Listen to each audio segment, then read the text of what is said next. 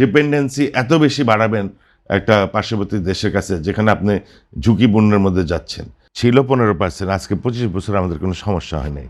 এটারে করলো 20, 30, 50, এখন আবদার করতেছে 100%। যদি 100% করা হয় তাহলে তো আপনি সিলাই মজুরি ছাড়া আর কোনো ব্যবসায়ী বাংলাদেশ থাকছে না।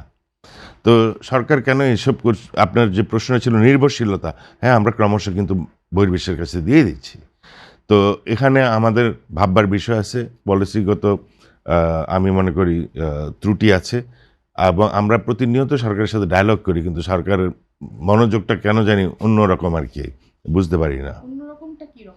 হ্যাঁ, ওনারা যেমন আমি ইন্ডিয়াকে বলেন, আমাদের দেশে যখন আমরা বর্ডার দিয়ে সুতা ইম্পোর্ট বন্ধ করে দিলাম, 3 ঘন্টা বা 6 ঘন্টার মধ্যে তাদের রিয়াকশন দিয়েছে যে ট্রান্সশিপমেন্ট বাংলাদেশের জন্য বন্ধ।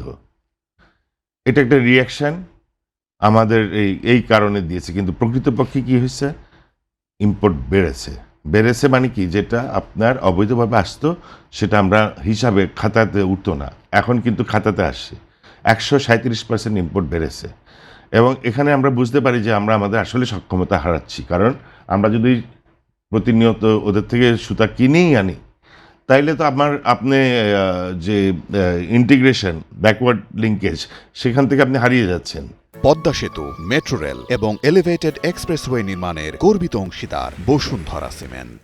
তো আপনি কেন আপনার একটা ডিপেন্ডেন্সি এত বেশি বাড়াবেন একটা পার্শ্ববর্তী দেশের কাছে যেখানে আপনি ঝুঁকিপূর্ণের মধ্যে যাচ্ছেন, এবং আপনার হিস্ট্রি বলে যে এই আপনাকে বারংবার মানে ওরা আপনাকে করেছে, ওরা আমাদের থেকে খালি লাভই নিতে থাকে আর আমাদেরকে শুষে শুষে নিতেই থাকে, হ্যাঁ অনেকটা এরকম। হ্যাঁ, এটা তো আমরা জানি।